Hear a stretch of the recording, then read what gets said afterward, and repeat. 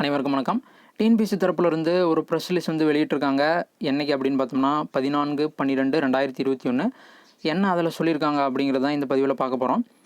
என்ன சொல்லியிருக்காங்க அப்படின்னு பார்த்தோம்னா, குரூப் 1 ப்ரிலிம்ஸுக்கான ரிசல்ட் வந்து வெளியிட்டிருக்காங்க. ப்ளஸ் வந்து குரூப் 1 மெயின்ஸுக்கான எக்ஸாம் டேட்டும் சொல்லியிருக்காங்க. சரிங்களா, அதான் இந்த பதிவில் பார்க்க போகிறோம்.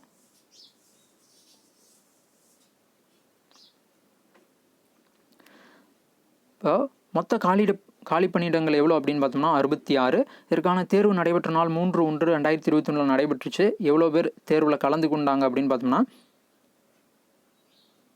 1,31,701 பேர் கலந்துக்கிட்டாங்க. இப்போ முதன்மை தேர்விற்கு தற்காலிகமாக தெரிவு செய்யப்பட்டவர்கள் எத்தனை பேர் அப்படின்னு பார்த்தோம்னா 3,800 பேர் வந்து தேர்வு பண்ணியிருக்காங்க. அதாவது மெயின் எக்ஸாமினேஷனுக்கு.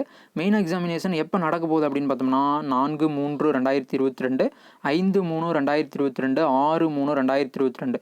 இப்போ 3 நாட்கள் நடைபெற போகுது.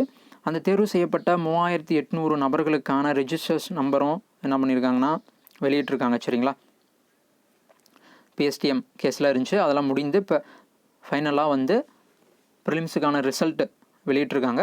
3,800 பேரை வந்து மெயின்ஸுக்கு வந்து கூப்பிட்ருக்காங்க. சரிங்களா, அந்த 3,800 நபர்களுக்கான ரெஜிஸ்டர் நம்பர்ஸையும் கொடுத்துருக்காங்க. சரிங்களா, இதற்கான டைரக்ட் லிங்க்கு சரிங்களா டிஸ்கிரிப்ஷனில் கொடுக்குறேன், நீங்கள் வந்து டவுன்லோட் பண்ணிக்கோங்க. இப்போ மெயின்ஸ் வந்து நமக்கு அடுத்த ஆண்டு தான் நடைபெற போகுது, அதாவது 3வது மாதம் மார்ச்சில் நடைபெற போகுது. இதுதான் வந்து இந்த ப்ரெஸ் ரிலீஸில் சொல்லியிருக்காங்க. சரிங்களா, மெயின்ஸ்க்கு வந்து நல்லா ப்ரிப்பேர் பண்ணுங்கள், ஜாபை அடிங்க. தேங்க்யூ.